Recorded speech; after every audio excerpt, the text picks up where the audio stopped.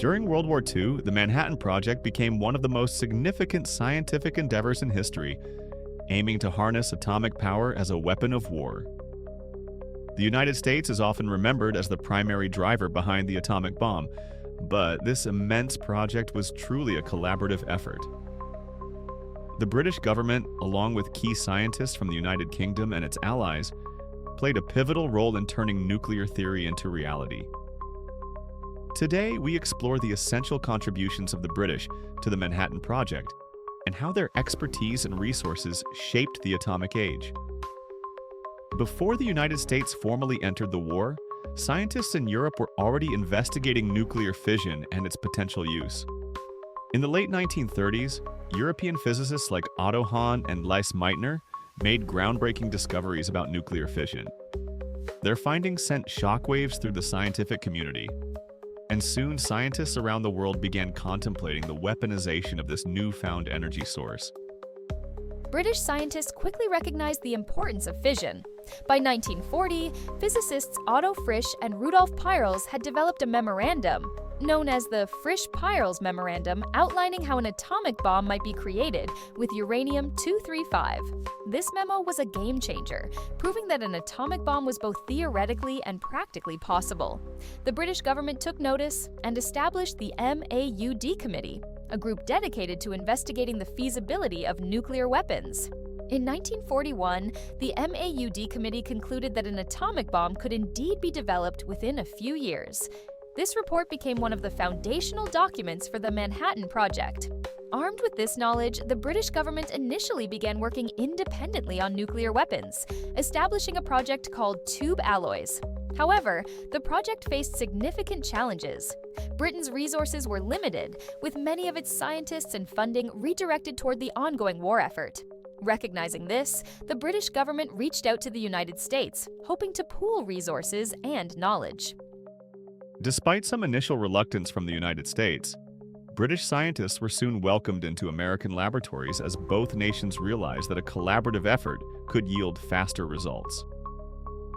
The turning point came in 1943 with the signing of the Quebec Agreement.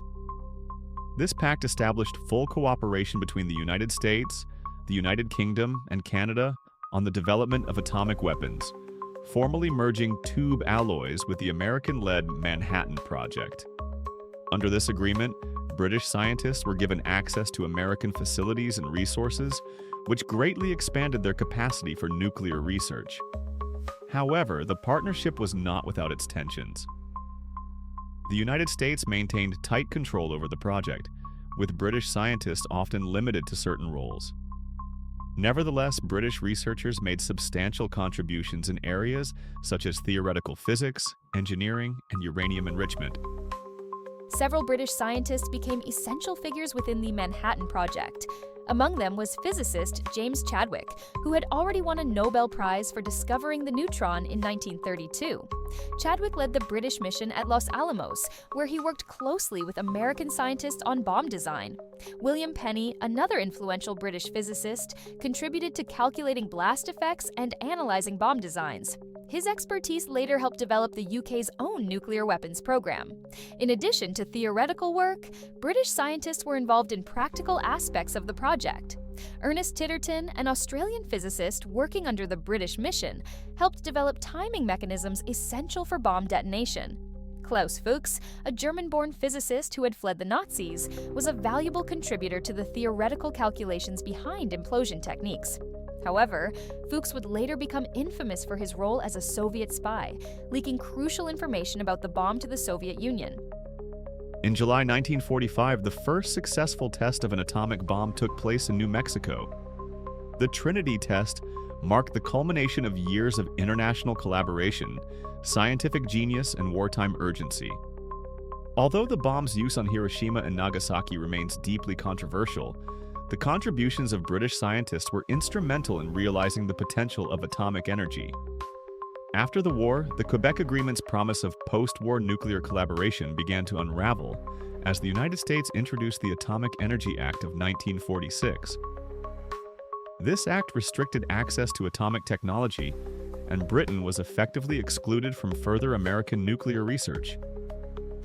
Despite this setback, British scientists used the knowledge gained from the Manhattan Project to launch their own nuclear weapons program, leading to the successful test of a British atomic bomb in 1952. Today, the British contribution to the Manhattan Project is often overshadowed by the larger narrative of American development. Yet, without the input of British scientists, the project might not have reached its historic conclusion. The Manhattan Project represents a moment of unprecedented scientific cooperation in history, reminding us of both the promise and the peril of technological advancement in times of crisis.